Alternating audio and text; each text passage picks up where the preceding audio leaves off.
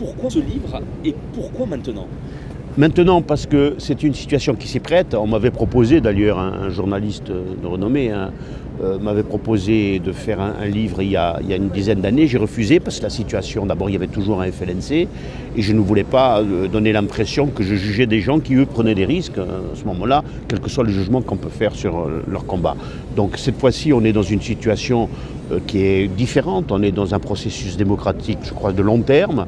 Et donc je me suis trouvé beaucoup plus à l'aise pour aller au fond des questions que pose ce livre. Pas seulement la violence politique, mais aussi des stratégies un peu immédiatistes au niveau politique, parce que je suis vraiment pour aller au fond des problèmes pour pouvoir bien les traiter. Alors effectivement, comme vous dites, ce livre il est aussi lié à la fin du FLNC. Et vous parlez aussi dans le livre du fait que l'arrivée des nationalistes à la CTC, c'est aussi quelques mois, une année après la fin du FLNC. Est-ce que de manière plus générale, vous pensez que ça a vraiment ce que vous demandiez, vous avez été le premier à le demander, parmi les clandestins, la fin de l'autodissolution du FLNC, est-ce que vous pensez que ça va vraiment changer les choses définitivement encore et nous faire passer dans une autre époque ? Oui, parce que je crois que la violence, elle n'est pas aussi préjudiciable pour ceux qui la subissent, mais également ceux qui en usent. D'ailleurs, on a vu, on dit des révolutions de ce type qui sont dévoreuses de leurs enfants. On a vu, malheureusement. On a vu que ça a été même tragique et sans jouer les oiseaux de mauvais augure. J'avais prédit qu'il devait y avoir un règlement de temps interne pendant un certain temps. C'est même à ce moment-là où je quitte le mouvement parce que je n'étais pas d'accord pour aller sur cette voie. Mais il y a des choses qui sont tellement prévisibles que je m'étonne même d'être l'un des rares à l'avoir dit. Mais en tout état de cause, on ne peut que se réjouir de la maturité politique du mouvement nationaliste et au-delà de tous les Corses.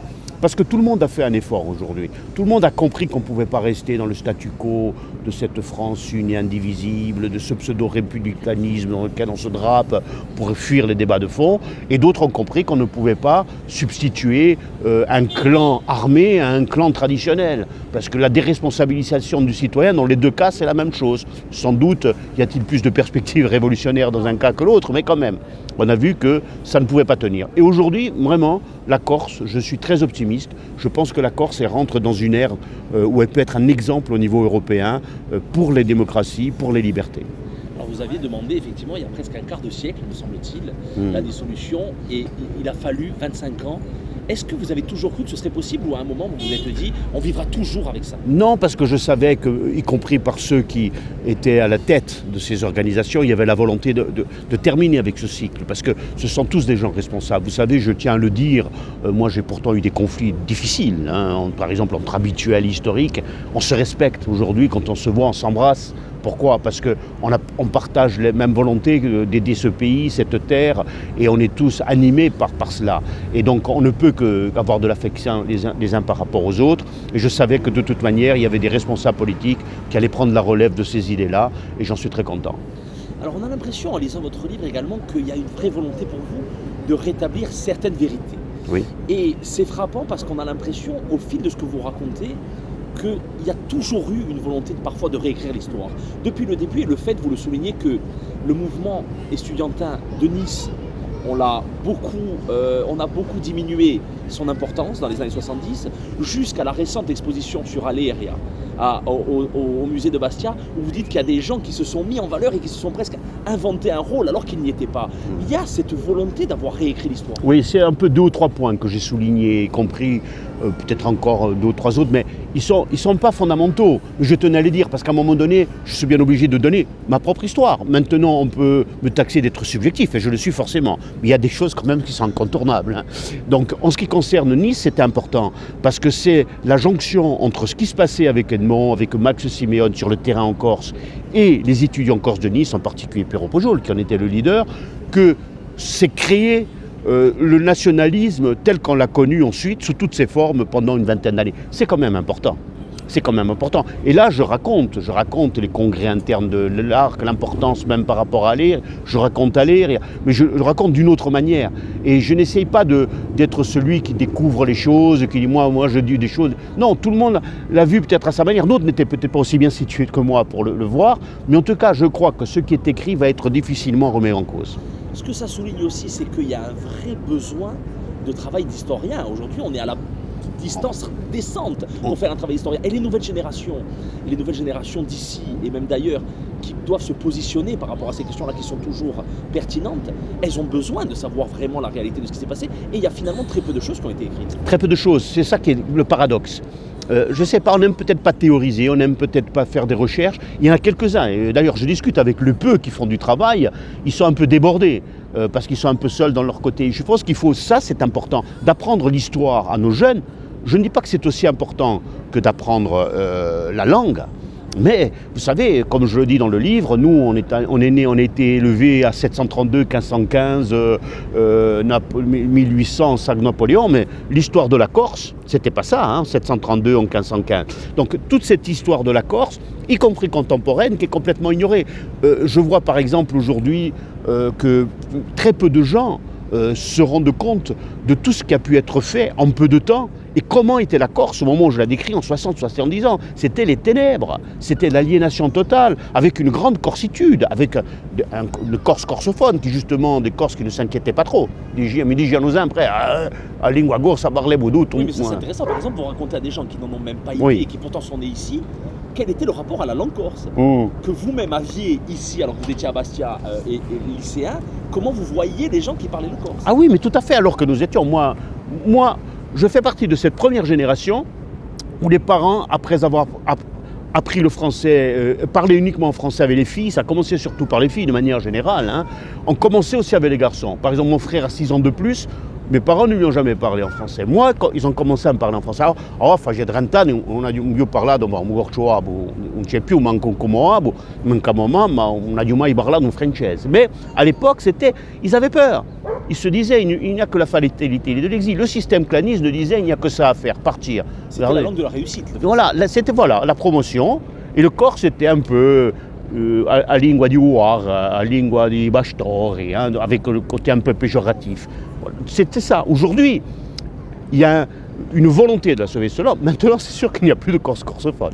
On se trouve dans une situation complètement différente, mais c'est là où je dis aussi, nous avons failli. L'exemple de la langue, il est très significatif. Je dis à un moment donné que je suis autodéterminationniste, c'est-à-dire je considère que le plus important, ce n'est pas ce que l'on dit, c'est ce que l'on fait.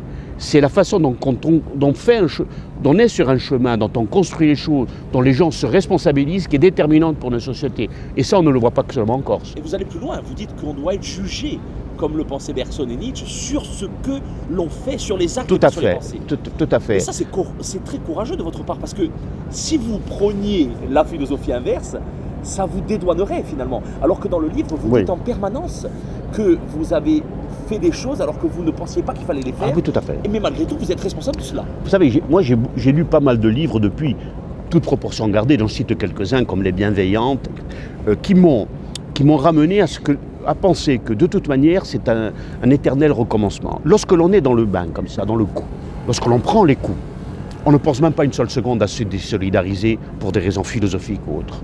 Moi, je n'ai jamais vu, en 20 ans de militantisme radical, quelqu'un me tenir un discours cohérent en face, soit sous des bases chrétiennes, tu ne tueras point, tu tends l'autre jour, soit sur des bases, je dirais, philosophiques cohérentes. Parce que nous étions dans une telle situation qu'on savait très bien que c'était une guerre, même avec un petit G, mais quand même, entre l'État et nous, avec des relais d'un côté de système claniste et nous. Et c'est devenu quelque chose de très exacerbé. Nous vivions au rythme de 800 attentats par an, malheureusement de nombreuses personnes qui sont mortes. Nous vivions au rythme d'interpellation permanente. Moi, j'ai été interpellé peut-être 10 fois. J'ai été mis en prison pour apologie de crime. Hein. On a été les seuls, avec Anna Orson, à être en prison pour apologie de crime. Ils n'avaient même pas osé à l'époque de mettre des néo-nazis en prison. Donc on était dans une situation de harcèlement permanent, et c'est sûr que vous ne dites pas je m'en vais. Hein. Au départ, sans doute, il ne fallait peut-être pas. Mais au départ, il n'y a que vous. Il y a une Corse muette qui accepte tout, qui considère qu'il n'y a pas de destin, qui a presque honte d'elle. Il faut le dire. Il n'y avait même pas un restaurant qui proposait, tout très peu qui proposait de la cuisine corse. Rien n'était corse. On était dans une aliénation, mais rare, vraiment rare, je crois que très sophistiquée. Voilà, et en même temps, on était là, on épousait un peu la superbe française en rigolant des Noirs qui apprenaient l'histoire de France, qui parlaient des ancêtres des Gaulois, comme si nous, il y avait des druides qui avaient foulé notre sol. Voilà, on était dans le complexe total du colonisé. Et ça a été ce combat, ça a été ces sacrifices qui a permis d'en sortir pour qu'aujourd'hui, ça paraisse même étonnant que je sois en train de dire ça. Alors moi, ce que je trouve... Alors, votre livre, il couvre une période de plusieurs décennies, évidemment. Il raconte les débuts à Nice, enfin, les débuts de la prise de conscience, même avant Nice. Le militantisme à Nice, à l'air, la réalité de la clandestinité, des choix qu'il faut prendre. Évidemment, la guerre entre les nationalistes, la prison, les réalités des gens qui étaient en prison. Il y a énormément de choses, mais moi ce que je trouve le fil rouge et ce qui est le plus frappant, c'est que vous arrivez à raconter la complexité de la situation dans laquelle vous étiez. C'est-à-dire que d'un côté, vous dites en permanence qu'il y a des choix que vous n'auriez pas dû faire, que vous condamnez aujourd'hui, mais d'un autre côté, vous soulignez quand les gens étaient fidèles à ce à quoi ils combattaient, ils étaient prêts à tout pour cela. Et ça veut dire que finalement vous étiez écartelé en permanence. Oui, mais en fait, je ne dirais pas ça, je ne vais pas non plus me défausser en disant que j'ai été écartelé. Je me suis souvent posé des questions. D'autant que dans mon environnement, des personnes s'en posaient. J'étais en train, je savais que ça ne pouvait pas continuer comme ça. Je savais. Mais je me disais, je suis un moindre mal. Je fais un traitement homéopathique. Si des gens comme moi, je ne dis pas que moi, hein, ne sont pas là. Je le dis dans mon livre que je pense que si beaucoup de personnes sont mortes dans leur lit, j'y suis peut-être pour quelque chose. Mais on se trouve une bonne excuse. L'essentiel, on ne le remet pas en cause. Parce que si on le remet en cause, on montre du doigt des gens autour de vous dont vous savez pertinemment que ce sont des types bien, qui prennent des risques, pendant que certains se vautrent dans le système. Eux, ils prennent le risque même de mourir, et certains sont morts. Donc on ne peut pas, ce n'est pas possible, c'est inhumain. Moi, je réclame cette inhumanité au nom de l'humanité. Je suis quelqu'un, comme tout le monde, avec mes contradictions. Et on est surtout ce qu'est le contexte, ce qu'est la trajectoire. Donc je ne suis pas en train de me justifier, je suis en train de me décrire. Et dans ce livre, j'aurais pu éviter certains problèmes, je ne l'ai pas voulu. Parce que je montre que lorsque l'on rentre dans certains cheminements, c'est catastrophique. Pour tout le monde. Et donc il ne faut plus y rentrer. Alors la question qu'on se pose quand on est d'une génération plus jeune que la vôtre, comme moi, et quand on a vu ça de l'extérieur, c'est est-ce que, pas par peur, mais parce que justement on était dans ce processus-là, il était possible de dire non quand on était à la direction du FLNC et de le faire entendre sur certaines questions? Ou est-ce que psychologiquement même ce n'était plus possible? Non, moi sincèrement, je l'ai dit souvent, je me suis opposé à certaines choses. Mais je ne me suis pas opposé à tout. Mais il y avait des gens responsables. Je ne veux pas d'un côté dire que moi j'étais mon apôtre, de côté il y avait des fous sanguinaires. C'était que j'étais dans une culture, depuis le départ, qui était une culture qui n'était pas du tout militariste. J'avais une aversion terrible vers le militarisme. Je l'ai même compris à partir de la prison, de la période de la prison. Parce qu'au-delà des personnes qui étaient toutes extraordinaires, hein, c'est tous des gens que j'aime beaucoup, les gens qui n'avaient pas de formation politique ne tenaient pas le coup par rapport à ceux qui en avaient. Et là, je me suis rendu compte que le plus important, c'est d'avoir une certaine culture, de comprendre ce que l'on fait. Et des gens agissaient instinctivement par rapport au système, étaient des militaires, des gens prêts à faire beaucoup de choses, mais à un moment donné, quand ils se retrouvent dans un autre environnement, ils sont désemparés. Et ça a été quelque chose qui m'a beaucoup marqué, et je me suis dit qu'il faut absolument que les gens prennent conscience de ce qu'ils sont en train de faire. Mais je pense qu'en prenant conscience, petit à petit, le mouvement public s'est élargi, hein, parce qu'il n'existait pas de mouvement public en 80. Il a commencé un peu à exister à ce moment-là. Et il s'est étendu pour prendre toutes les formes que ça a pris par la suite, grâce à cette volonté de développer la démocratie, de développer la parole, la conviction par la parole. Là où aussi beaucoup de personnes, peut-être les plus jeunes générations et de ceux qui ont vu ça de loin, vont réaliser quelque chose, c'est que vous avez été le visage de la clandestinité. Vous avez été le premier à vous montrer un visage découvert.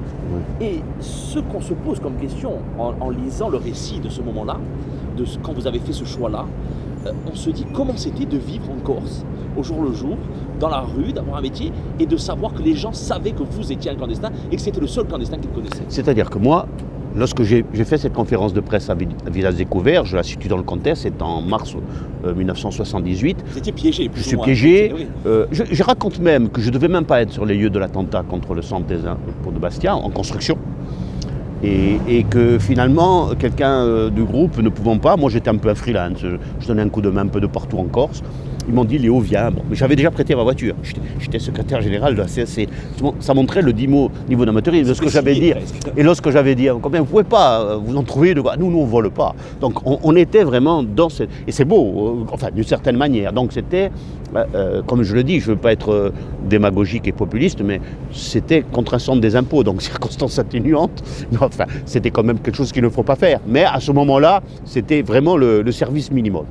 Donc on se retrouve là, et puis la voiture, elle est repérée. Et puis elle avait des bouteilles de gaz à l'intérieur, je suis marrant. J'ai dit tant que faire, on va expliquer ce que c'est qu'un jeune du FLNC, c'est pas les émules de Kadhafi, parce qu'à l'époque c'était Ossoni Kadhafi, c'est Kadhafi qui manipule quelques trublions en Corse, voire même ce sont donc l'international social terroriste, etc. Donc j'ai fait cela, sachant que de toute manière, et puis j'avais envie d'exprimer cela au niveau de la Corse, voilà, parce que je voulais me dire, voilà, on n'est pas des fous furieux, on est des jeunes de cette terre. Mais c'est courageux parce que vous aviez réalisé les conséquences. C'était oui, vous mettre de cible, puisque vous donniez oui, mais je me suis mis la cible. Je me suis mis parce que les moyens qui ont été déployés pour me trouver étaient considérables. Et je raconte ma garde à vue de 7 jours et 7 nuits, où je respecte les consignes données dans le guide de militant de Denis Langlois. Pendant 7 jours, 7 nuits, je ne réponds pas à vos questions. Pendant 7 jours et 7 nuits, et je ne pense pas, je le dis, c'est prétentieux, qu'il y ait quelqu'un qui ait une garde à vue avec autant de policiers qui sont intervenus. Parce qu'il y avait Giscard d'Estaing qui était en visite, alors ils se faisaient tous la main. D'abord, il y a un groupe de Lyonnais. Avant, il y avait des Corses. Après, c'est monté au Lyonnais, ça a durci. Après, ils m'ont mis au milieu d'une meute avec des Parisiens, etc., qui ont essayé de me bousculer, de trucs, où j'ai réglé le problème en interpellant l'un d'entre eux, en lui disant « Comment tu t'appelles, toi ?» Il s'est arrêté du coup. Et tous ses compères regardaient, ils ont dit « Bon, celui-là, c'est Mezouchem, il vaut mieux qu'on fasse attention, on ne sait jamais, il connaît nos identités, etc. » Mais ça s'est passé comme ça. Donc, quand je suis sorti, après, ils me serraient tous la main, en me disant « C'est bien, on aurait voulu avoir comme ami, etc. » Donc, on est vraiment dans une situation folle, je dirais. On s'imagine. Et tout cela, ça s'est prolongé pendant des années et des années. On est particulier, vraiment, quand je relisais ce livre, moi-même, je me mettais un peu extérieur à ce livre. Je me disais, purée, mais c'est vrai tout ce qui s'est passé. Je n'ai pas été le seul à vivre à ce rythme. On était pas mal. Hein. Et pour la Corse, la proportion était comparable à certaines résistances. Hein. Voilà, il faut comprendre tout ça, pour comprendre ce qu'ont fait les uns, ce qu'ont fait les autres, pour comprendre qu'ils étaient dans un bain dans lequel ils se débattaient. Et heureusement que nous étions là. Moi, je le dis sincèrement, si nous n'avions pas été là, je pense que d'autres auraient résisté. Hein. Mais quand même. Et le processus d'écriture, comment vous vous êtes senti? Est-ce que ça a été douloureux d'une certaine manière de revivre ces moments-là, des moments difficiles, des choix qu'on a fait, des trahisons qu'il y a pu y avoir, des questions qu'on se posait? Est-ce que ça a été douloureux? Pas du tout, ça a été libératoire, ça a été vraiment un soulagement. Et je vais me dire mieux, j'ai pensé, quand je répondais à votre question précédemment, je disais, je voulais aborder ce thème. Il y a quelque chose qui m'a marqué, c'est que moi j'ai un atout pour écrire, c'est que je suis dactylographe professionnel. Quand j'étais en prison, j'ai appris la dactylo, c'est un truc, on a fait ça avec un métronome, tac, tac, tac, comme ça, il faut le faire progressivement. J'ai suivi pendant des mois, j'avais que ça à faire, donc j'étais assidu, et moi aujourd'hui, je me mets devant un clavier, je ne sais pas où sont les lettres, je tape. Et je vais très vite en tapant. Je vais aussi vite, d'après moi, que ma pensée, même si c'est difficile d'évaluer la vitesse d'une pensée, mais et ça m'a permis une chose. N'ayons pas cette contrainte matérielle, parce que si je me mettais à écrire comme ça, les gens le verront à mes dédicaces, j'aurais écrit un petit opuscule, Donc ça m'a permis d'être libre, et bizarrement, j'ai l'impression que des fois c'est mon subconscient qui s'exprimait. Et j'ai écrit des pages entières d'un seul jet. Elles étaient structurées, elles étaient sans doute au fond de moi, je les avais exprimées de certaines manières, sans doute dans le passé, et j'ai sorti des choses, et des fois je me suis découvert moi-même en écrivant. Je ne sais pas s'il y a des psys qui vont analyser mon interview, mais j'aimerais qu'ils me disent ce qui s'est passé. Alors vous n'avez jamais abandonné totalement ces combats que vous meniez, mais vous les avez menés d'une autre manière, et surtout il y a eu un après, avec les échecs, vous avez une reconnaissance internationale, plus que nationale, et vous en parlez un petit peu dans le livre, mais moi je voudrais arriver au dernier chapitre, qui s'appelle « Et maintenant, indépendance ou autonomie », me semble-t-il, et ça sonne presque comme une feuille de route politique, comme presque un début de programme, et comme on sait qu'il y a une possibilité que vous présentiez aux législatives, vous l'avez fait savoir, d'autres en ont parlé, Est-ce qu'on peut voir ça comme ça aussi? Alors d'abord, je tiens à dire que vous parlez des échecs, il y a une autre chose dans laquelle je suis très fier. C'est que je suis un petit chef d'entreprise. Mais depuis 25 ans, j'ai créé une société qui a toujours été dans le domaine du numérique, qui a toujours évolué selon les évolutions du numérique. Et j'en suis très fier d'abord parce qu'elle a été créatrice d'emplois, parce qu'elle m'a permis d'être indépendant, autonome. Voilà, je suis là, j'ai ma liberté à travers mon travail. C'est, je crois, la société qui édite le livre. Édite tout à l'heure, qui m'a permis de sortir d'une totale. situation. Liberté totale, c'est la première fois que j'édite un livre. Parmi les objets sociaux, il figure, mais cette fois-ci, je l'ai fait tout simplement parce qu'à un moment donné, il fallait aller plus vite et que dans un système traditionnel, j'avais déjà perdu 6 mois. J'aurais dû sortir le livre en septembre. Et j'en profite, je fais le lien avec votre dernière question. Je ne pensais pas une seule seconde, quand j'ai commencé ce livre, quand je l'ai écrit à 95%, je ne pensais pas me présenter à des élections. J'ai commencé à y penser lorsque je faisais relire à des amis pour leur demander ce qu'ils en pensent. J'avais quelques personnes proches qui me disaient, qui toutes m'ont dit « Mais Léo, tu devrais ce message, il faut le répandre beaucoup plus. Ce message autodéterminationniste, etc. » Et là, j'ai compris que je le faisais d'une certaine manière, mais qu'il y avait une élection qui s'y prêtait, c'était cette élection législative. Pourquoi ? Parce que c'est une élection politique pure. Elle ne vise pas à gérer quelque chose. Je ne vais pas aller être le législateur, si je suis élu, le législateur pour la France. Je vais sans doute, si on me fait confiance, ponctuellement intervenir sur ce domaine-là. Mais l'essentiel, ça va être quoi ? De parler de la Corse, d'expliquer la Corse, de convaincre d'arrêter d'avoir ces blocages, de faire du lobbying au niveau de tous ces députés, qui sont peut-être pas tous des deux coursants, mais certains sont proches aussi. Donc leur montrer que sa Corse, il ne faut pas avoir des préjugés. Donc ça, ce sera mon travail, et ça, je sais le faire. Et j'ai le fond politique pour le faire. Et c'est ce qui m'a incité à proposer cette candidature. Je crois que fin février, il y aura une décision qui sera prise. Si je suis choisi, cela m'honorera. Si je ne suis pas choisi, eh bien, j'encouragerai la personne choisie. Et moi, je saurai à quoi m'en tenir. On ne me ferait pas confiance. Mais en tout cas, moi, je suis déterminé et je crois que j'ai la possibilité de le faire. Mais ce livre, en aucune manière, n'a été fait pour ça. Par contre, je le dis sincèrement, cela m'a aidé aujourd'hui parce que du fait de ce retard, il intervient à un moment où cette expression n'est peut-être pas inutile dans la société corse. Et les gens me connaissant mieux, pourront peut-être mieux se déterminer pour moi ou contre moi. Mais en tout cas, je crois que je me suis mis à nu politiquement devant les gens et je crois que très peu de personnes le font.